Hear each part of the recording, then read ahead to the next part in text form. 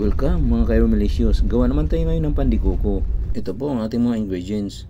All-purpose flour, instant yeast, fresh milk, dapat maligam-gam yan, white sugar, melted butter, salt, cooking oil, and fresh egg.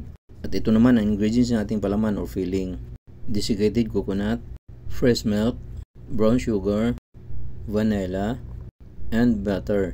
At ito naman ang ating pang egg wash. Okay, start na tayo. First stage, lulutuin muna natin itong ating palaman or filling. I-melt lang muna natin itong ating butter. Then ilalagay na natin ang ating desiccated coconut. Pwede rin tayong gumamit na fresh na grated coconut. Magbabawas lang tayo sa paglalagay ng gatas. Maglalagay lang ako ng screen sa hot plate dahil ayaw natin na masyadong mainit dahil madaling masunog yung ating desiccated coconut. Pwede na natin ilagay yung ating fresh milk. Din ang sugar. Haluin lang natin ng dandahan. Then last na ilagay natin ang vanilla.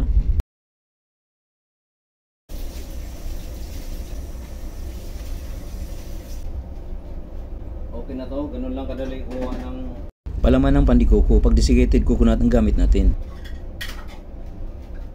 Aside na natin to. Ito na ang ating palaman ng pandikoko. Palamigin natin to at gagawin na natin yung ating dough. Okay, mag-start na tayo sa paggawa ng ating dough. Mag-create lang tayo ng space dito. Dito natin ibubuhos yung ating wet ingredients. Una natin ilagay ang ating fresh milk. Siguraduhin natin na maligam-gam yan. Maglagay tayo ng counting sugar dyan sa fresh milk. At ang natitira, ibuhos na natin dun sa ating dry ingredients. Kasama na ang salt. This time, maglalagay na tayo ng yeast. Hayaan mo natin i-rest ang yeast ng 5 minutes. Pagka nakita natin ang bumula na, diyan natin ilagay lahat na natitira pang mga ingredients. Haluin lang natin sandali para mabasa agad yung ating yeast. So after 5 minutes, ayun na. After 5 minutes, bumula na siya, nag-activate na yung ating yeast. So pwede natin ilagay yung lahat ng natitira pang ingredients.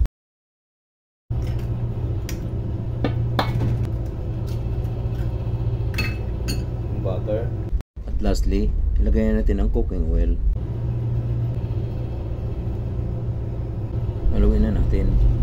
Mix lang natin yan.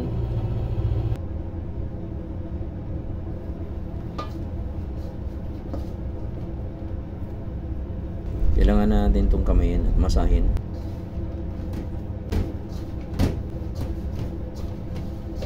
Ilipat na natin ang pagmasa sa mesa. Maglalagay lang natin ng konting flour.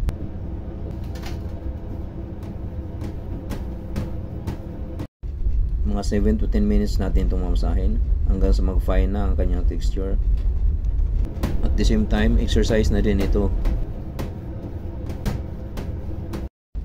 After 10 minutes ng pagmamasa, ito na, fine na ang kanyang texture. Bibilugin lang natin. Ilagay natin to sa bowl at palasahin natin 45 minutes hanggang 1 hour. Dito natin sa bowl ilalagay. Need lang natin punasan ng konting oil para hindi siya didikit. Yan yung original size niya. Mamaya magdubli na ang laki niyan pagka umalsa na siya. Kukuburan lang natin to ng tela. After 1 hour, check na natin.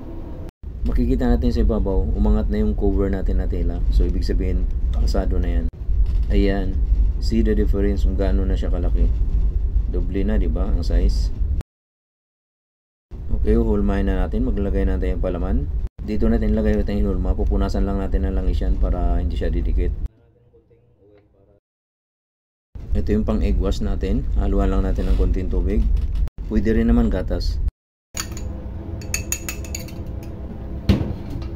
Okay, wala siyang dikit kasi pinunasan natin. I-press lang natin ng konti para kung may oxygen man mag-release siya gawa nung pag-alsa ng yeast yan. Okay, unahin lang natin pag-cut yung mga 4 sides niya.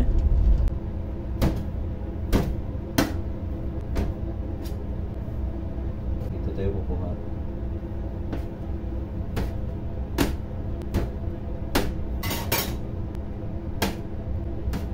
I-cut lang natin ito lahat. Ganito lang ako maglagay ng palaman. I-press lang natin yan, palaparin natin. Then kuhanin natin, sabay porma yung daliri nyo ng ganyan.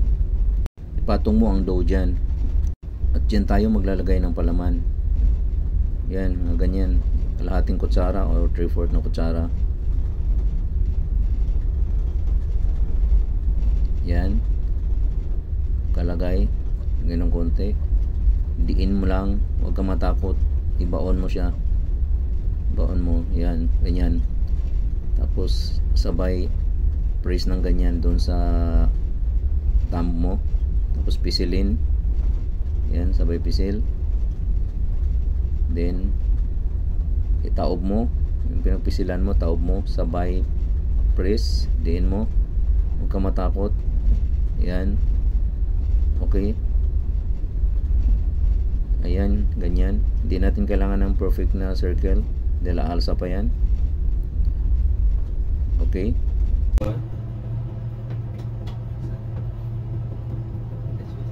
Okay. Lagyan natin dito. Lagyan ng palaman. Ang ating kutsara. Hitiin natin. Yan, para pag mag-close siya, itulak lang siya dito ng ating thumb.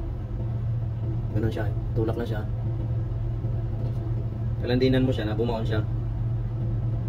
Yan, bumaon siya pa ilalim para madali nang magsara. So itulak natin yung thumb natin pag ganyan. Yan.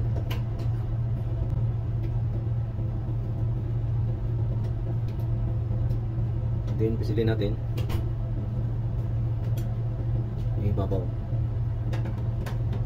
Yan na siya, close na siya. Then taob na natin. Taob. So, press natin. Yan lang. Hindi natin kailangan ng perfect na bilog kasi alsa pa ito. So, ito na yung dalawa na horma natin. Ito yung ating pang-wash. Nalagyan natin ng konting tubig. Press lang natin sa ibabaw.